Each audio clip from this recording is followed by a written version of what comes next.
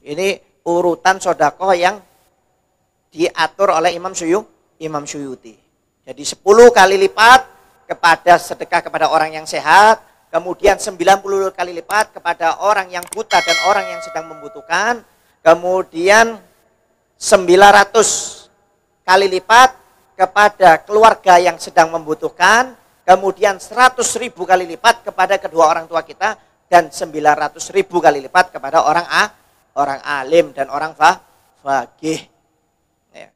Man ana, man ana, man ana laulakum, kaifama hubbukum, kaifama ahwakum, man ana.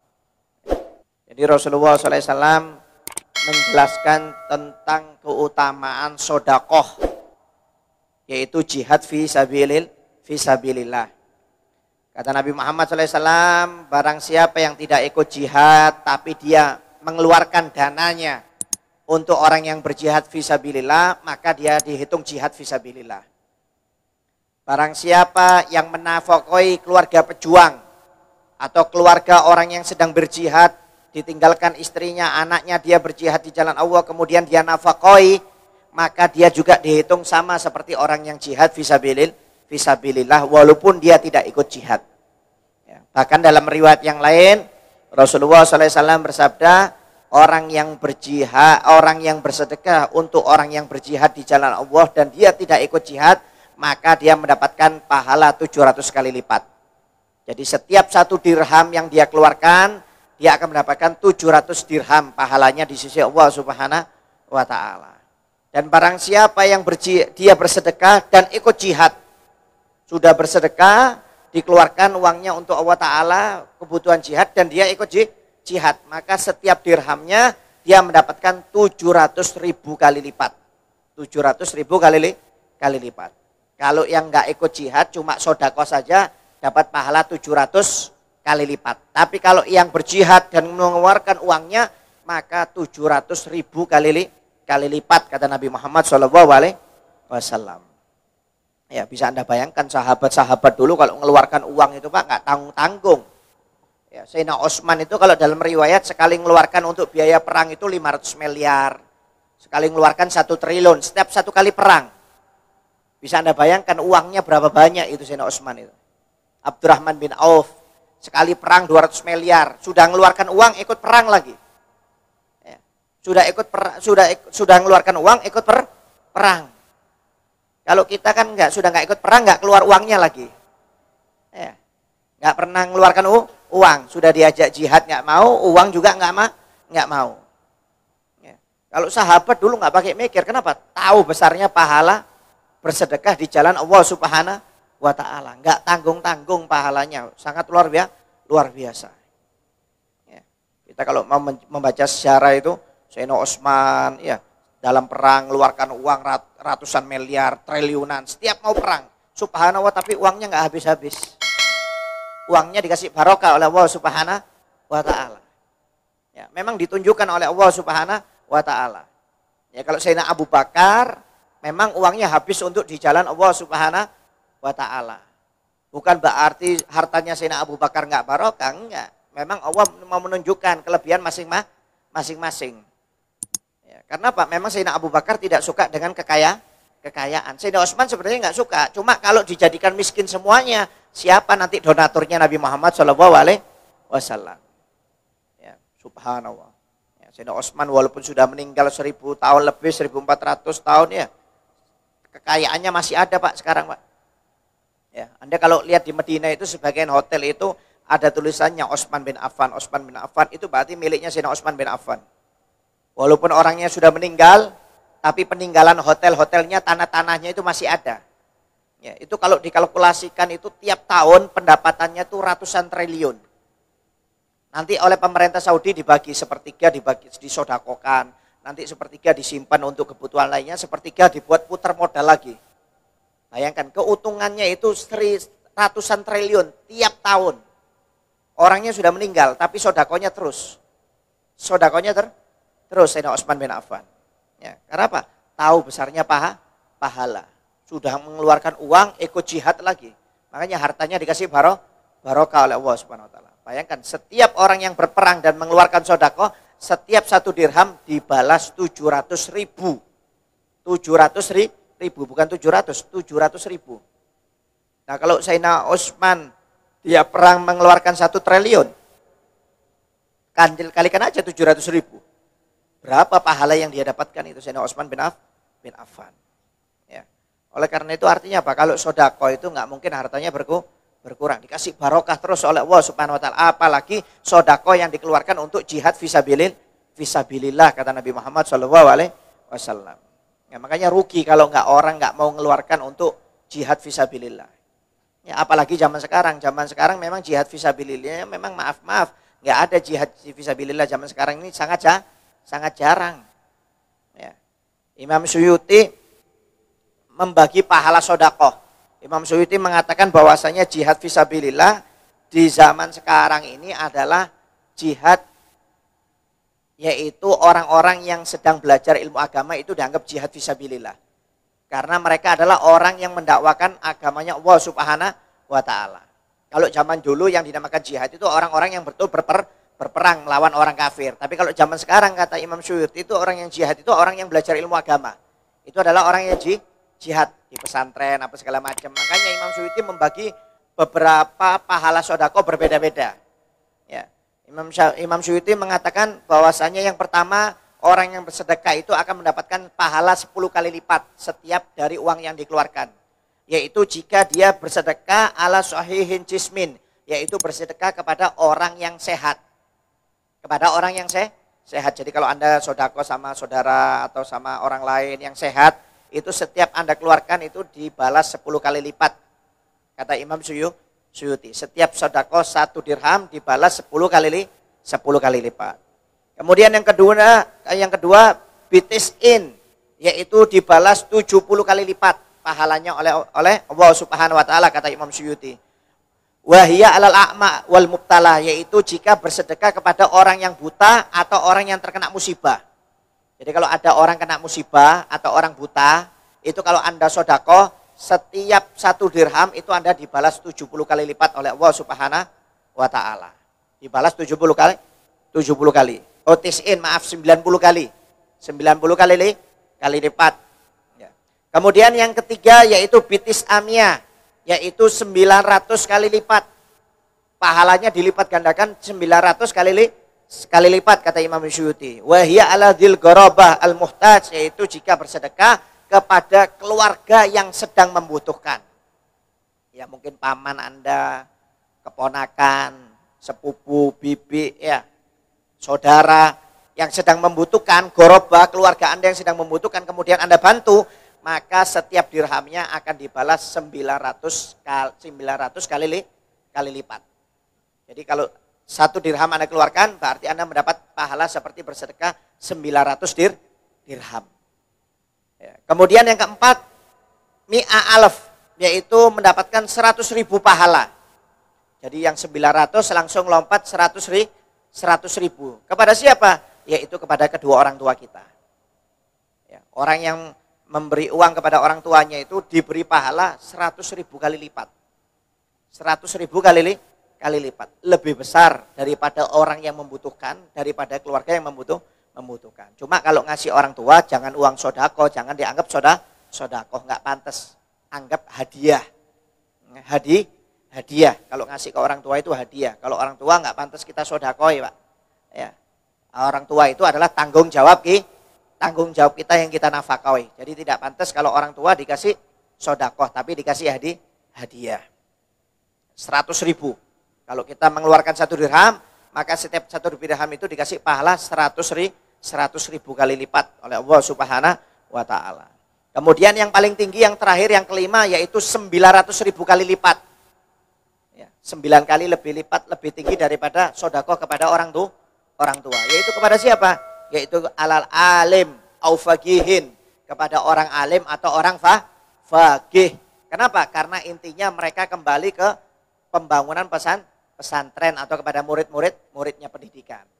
Ya, jadi kalau Anda suka ngasih orang kepada orang alim, ya orang fakih itu pahalanya 900.000 kali lipat. Kenapa? Karena maaf biasanya orang alim ini kan punya pesantren, punya murid, itu uangnya kembali untuk murid-muridnya, untuk biaya hidup mereka. Itu yang dinamakan jihad fi hadza zaman. Ini yang dikatakan jihad di zaman sekarang. Ya. Generasi memperbaharui generasi yang supaya mereka itu jadi pendakwah, mengajak orang ke jalan Allah Subhanahu wa taala. Kalau dulu kan jihadnya kan dengan cara berperang, mengajak orang ke jalan Allah taala dengan cara berperang. Ya, kalau zaman sekarang dengan apa? Ya dengan pondok-pondok itu tersebut. Ya. Makanya rugi kalau kita nggak mau sodakoh. Ya, makanya kebiasaan orang-orang dulu itu kalau ketemu orang alim itu suka ngasih uang. Suka ngasih uang, apalagi maaf kebiasaannya orang Madura. Orang Madura itu kalau setiap ketemu orang lain, alim pasti ngasih uang. Walaupun cuma 1.000, walaupun 2.000. Kenapa? Ngambil barokahnya mereka. Ngambil barokahnya mereka. Ya. Anda kalau umpamanya jadi dai diundang di Madura itu, yang hadir ribuan orang itu ngasih amplop semuanya. Ngasih uang semuanya, Pak. Kenapa? Mereka tahu kualitasnya ulama. Ya, mereka tabarukan dengan ulama. Ya, barokahnya luar biasa. Ya. Ini urutan sodakoh yang diatur oleh Imam Suyuti. Jadi 10 kali lipat kepada sedekah kepada orang yang sehat, kemudian 90 kali lipat kepada orang yang buta dan orang yang sedang membutuhkan, kemudian 900 kali lipat kepada keluarga yang sedang membutuhkan, kemudian 100.000 kali lipat kepada kedua orang tua kita, dan 900.000 kali lipat kepada orang alim dan orang faqih. Ya. Kalau namanya orang alim, orang faqih itu orang yang dekat dengan Allah Ta'ala. Mereka nggak cari uang, Pak, tapi uang yang datang sendiri. Itu orang alim. Ya. Dan mereka maaf rata-rata orang alim pun itu kalau dapat uang bukan untuk pribadinya sendiri, dikembalikan, disedekahkan. Mereka itu biasanya pakai uang untuk pribadinya, uang hasil kerjanya mereka. Itu kebiasaan orang alim. Jadi jangan dikira, wah enak ya jadi orang alim ini dapat amplop, isi sana dapat amplop. Anda jangan salah paham. Mereka itu maaf walaupun dapat amplop banyak, dapat hadiah, uang kasih orang dikasih situ itu bukan untuk mereka, bukan untuk keluarga mereka. Mereka nggak mau hasil ngasih dari uang amplop untuk keluarga mereka dan hidup mereka nggak mau. Ya. Mereka nggak mau cari uang dengan cara dakwah. Ya. Mereka dengan keringatnya sendiri buka toko, usaha, kerja. Ya. Itu yang dibuat untuk kehidupan mereka, Pak. Ya. Sampai pernah dikisahkan ada kawan ikut salah satu Habib di Madura, kawan saya. Ya. Habib ini habis ceramah, ya, dikasih uang banyak. Sampai orang yang ribuan itu semuanya ngasih amplop. Taruh sampai kresek tempat besar, dibuang. Jadi tiap orang yang keliling salaman ini dibuang satu-satu. Karena tiap orang yang salaman pasti ngasih uang. Ya. Akhirnya dapat 2 kresek besar itu. Ya, seperti kresek ini apa? Kalau buang sampah itu, yang merah itu, ya, cuma kan isinya sampah, nggak ada amplop itu ya. Ini permisalan aja ini. Ya. Dapat banyak itu, tapi uangnya uang kecil, 5.000, 10.000, 2.000, sampai mobil suruh ngitung kawan ini, suruh ngitung sama gurunya. Kata kawan ini dalam hatinya, kenapa ini guru ini kok suruh ngitung? Hubud dunia kelihatannya. Ya, kok ngitung suruh di mobil, lagian yang dihitung ini uang kecil-kecil, Pak. Ya, hitung, ya, karena gurunya nurut ini kawan, dihitung, dapat berapa? 30 juta, dapat 30 juta. Ya sudah sini, ikat 500.000-an sekian, 1 jutaan sekian. Akhirnya diikat sama kawan itu. Sudah kata gurunya. Taruh di depan. Gurunya perjalanan dari Madura itu nanti berhenti rumahnya orang. Sebentar kamu tunggu di mobil ya, nggak usah ikut turun.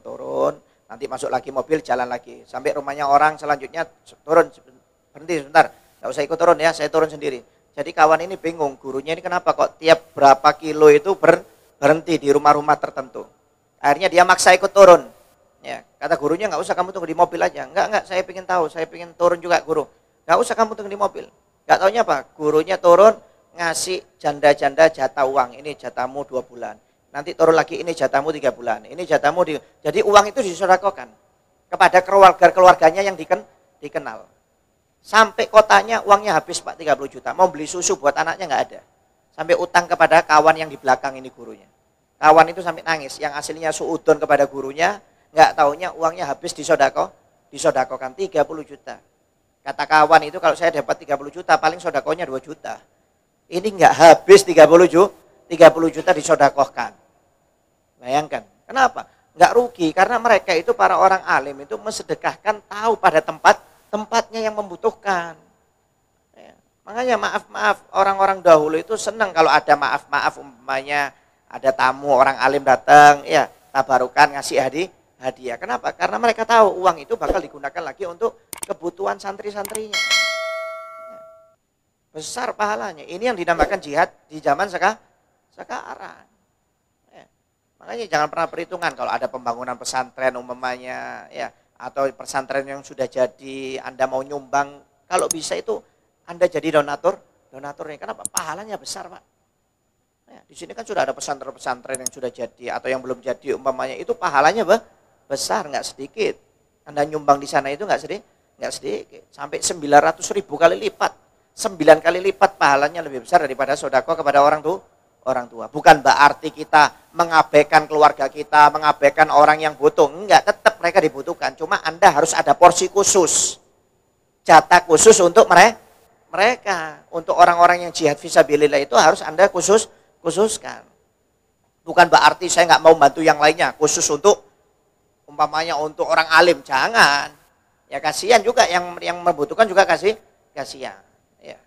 Intinya semuanya dapat, cuma jangan sampai yang besar ini Anda tinggalkan. Ya, pahalanya luar biasa yang disiapkan oleh Allah Subhanahu wa taala sedekah ini. Apalagi sedekah untuk jihad fisabilillah. Ya, apalagi ini di bulan Rajab. Ya, bulan Rajab ini dianjurkan banyak sedekah. Ya, dalam riwayat Nabi Muhammad SAW, barang siapa yang bersedekah ya di bulan Rajab, maka jarak antara dia dan neraka akan dijauhkan oleh Allah sepanjang perjalanan burung elang mulai lahir sampai meninggal dunia, kata Nabi Muhammad.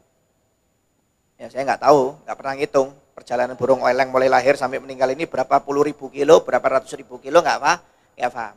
Ya, tinggal Anda lihat aja di Google nanti. Ya, umurnya burung elang ini mulai lahir sampai meninggal berapa tahun, kemudian kira-kira menempuh perjalanan itu berapa puluh ribu kilo atau berapa ratus ribu kilo.